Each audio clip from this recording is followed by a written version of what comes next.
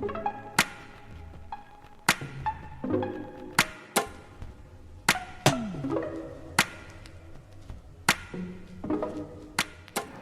YouTube, so I'm back with a different video. This has nothing to do with fashion, but I thought I'd upload this video because I noticed not a lot of people attend this. So I don't know if you guys heard of Raising Cane's. My friend took me there for the very first time and I fell in love. So don't mind my hair either. I twisted it and then I laid on it and it looked like this. So yeah. But back to what I was saying. My friend took me to Raising Cane's. I fell in love. So I can't afford Raising Cane's all the time because it's expensive. So me, I'm a DIY person. I'm going to teach myself how to do it. So I looked up some videos and noticed that there's not that many videos on here of people attempting to recreate Raising Cane's. So for those of y'all that don't know what Raising Cane's is, it is pretty much a fast food restaurant. They have a chain of them all over the U.S. I'm not sure if it's outside the U.S., but they have a lot of them, and they just sell chicken fingers and french fries. And you can get coleslaw and stuff, but it's just chicken fingers and fries. Like, that's it.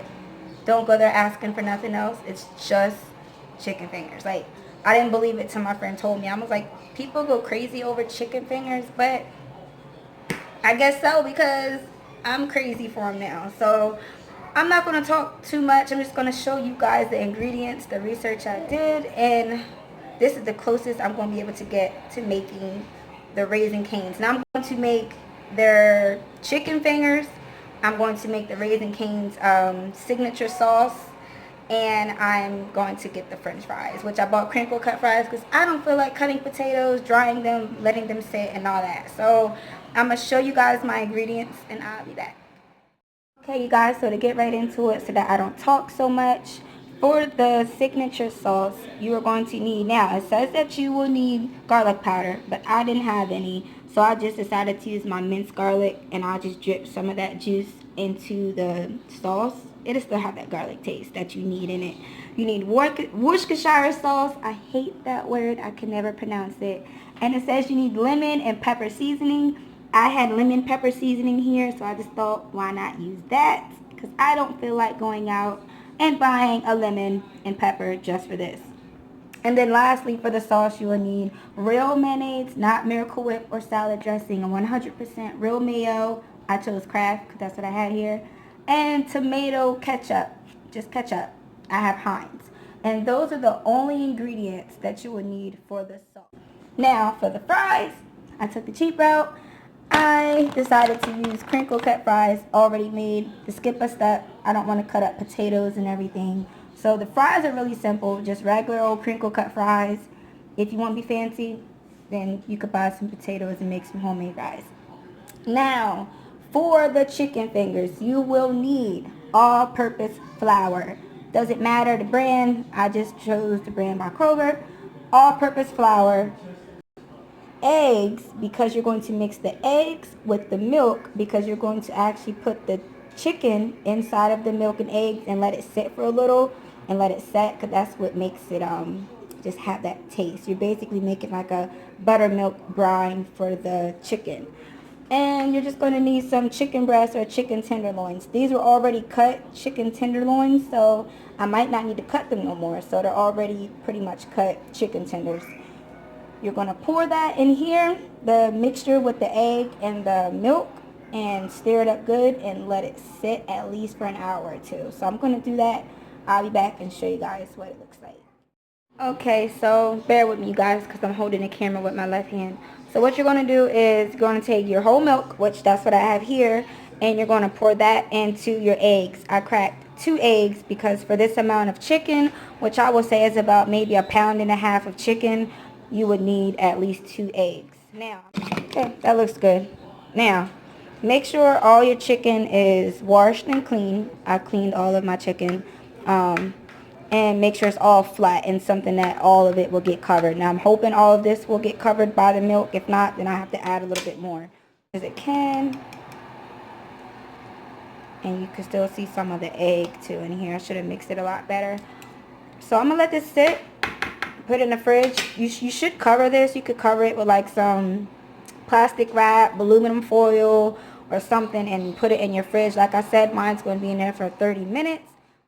Okay, so I'm back. Now I'm going to be seasoning the flour, which it's really, really basic. It's not a lot of seasonings because I want it to taste just like Cane's. And Cane's didn't have too much seasoning. So obviously you're going to want to add a little bit of salt.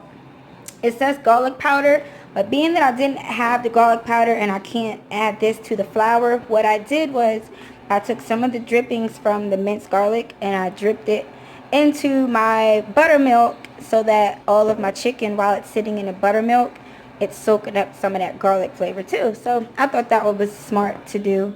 I always make it work. So this is a teaspoon of salt. I always start off with a teaspoon. And let's add a half a teaspoon, and this is a half a teaspoon. So let's go ahead with this.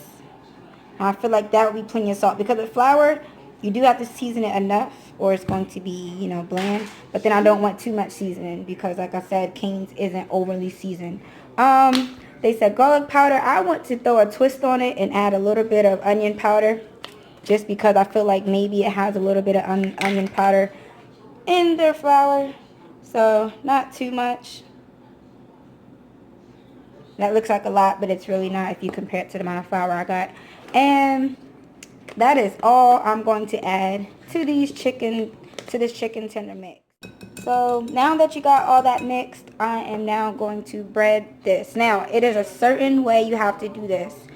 In order to get the chicken tenders to be really crispy, you have to double dip them, which means double bread them. So I'm going to be taking one of the chicken strips while they're wet, putting it into the flour, coating both sides, putting it back into the buttermilk, coating both sides, and then back into the flour. Now, a lot of people like to use the dry hand, wet hand, but I always get confused. So I'm not really big on using dry hand, wet hand. But you're going to do that to all of them, and then you're going to put them on a plate and let them sit and set so that the flour and that mixture can set into them so that when you put them into that hot oil, it doesn't just fall off. So I'm going to coat them, and I will show you what it looks like when I get done. Okay, you guys, so I'm back, and this is what my chicken's looking like. It's actually been sitting for about maybe 7 minutes now. I'm going to at least let it sit for 10 to 15 minutes so that it can really soak up the breading. As you can see, the more and the longer it sits, you'll see it looking like it's wet. It won't look white anymore to start soaking it up. I have my oil heating up, and it has to get to at least 350 degrees Fahrenheit. And when you put your chicken in, when you see me adding it in, you're not going to want to add too much because then it's going to cause the oil to get not as hot, and then you're going to end up with unevenly cooked chicken. I'm going to attempt this sauce. So first we're going to start with the base, which is the mayo. And for this recipe, for the amount that I'm doing, it says to add about a cup of mayo. And if y'all hear all this noise, it's my husband. I don't know what he's doing. But yeah, that's him trying to get his game right. So anyway, we're going to add at least a cup of mayo. So like I said, I'm using one hand because I don't feel like setting this up and everything. So let's see. That's about a half a cup. Now that looks like a cup of mayo. So let's start off with that. Then it says garlic powder. Like I said, don't have any, so I'm going to use a little bit of the juice. As y'all can see, that juice in there from the garlic. And we're going to add just a little bit of drippings like that. That looks good. I can smell that garlic. Now it says to add, let's do the Worcestershire. We're going to add about a teaspoon. So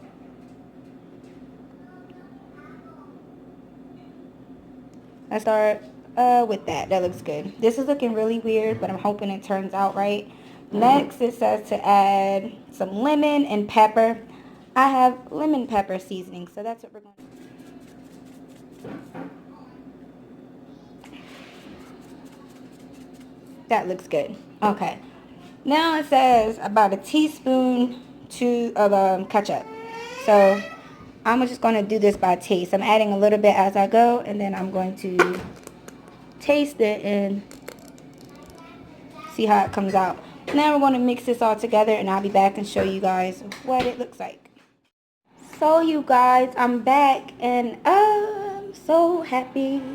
Yes, this sauce, I'm not just saying this. I wish you guys could just taste it through the screen. Like, let me just give you some. Here. Take a little bit. Now taste it. Told you. Bomb. Now I smell my grease getting hot. I can actually feel it. So I'm going to go ahead and start to fry them and see how it turns out. Okay, y'all, so I got them frying. It didn't splatter on me, which is a good thing because it lets me know that my grease is not too hot. I just put them in, so you're going to let these cook depending on the size of yours. Now, if yours are really thin, you don't want to cook them that long, 2 to 3 minutes tops. But mine are a little thicker, so I'm going to let them go for at least maybe 4 to 5 minutes. And I'll show you what it looks like when they're done. I put 4 in too. Like I said, I didn't want to add too many. And this is the amount that I have left. So yeah, let's just see how these babies turn out. Okay, so this is how my first batch turned out. That one's peeled, so I can at least check to make sure that the inside was done. But they look so good. Let me tell you, I'm so ready to taste these. But I have to finish the rest of these. They're in there doing lovely. These I'm about to pop back in the oven so that they can sit and stay warm. And now lastly is the french fries, and I'm just going to do them in this so that I don't have to, I can get everything done around the same time. So when it all gets done and it's all on the plate looking nice, I will show you guys how it all turned out. And now lastly is the french fries, and I'm just going to do them in this so that I don't have to, I can get everything done around the same time. So when it all gets done and it's all on the plate looking nice, I will show you guys how it all turned out. Okay, you guys, so this is the finished product. The fries, the tenders with the sauce. This is homemade Raisin Cane's. It don't get no better than this. Y'all, it looks so good. I'm just so ready to smash right now. If you like this video, make sure you thumbs up. Set your notifications on because like I said, I have a lot of videos coming. I know this was pretty odd to put on like a fashion channel, but I had to do it because I was in my kitchen like I want to make Raisin Cane's. So I will see you guys in my next video. We're about to dig in because my family is hungry. So yes, Raisin Cane's, homemade.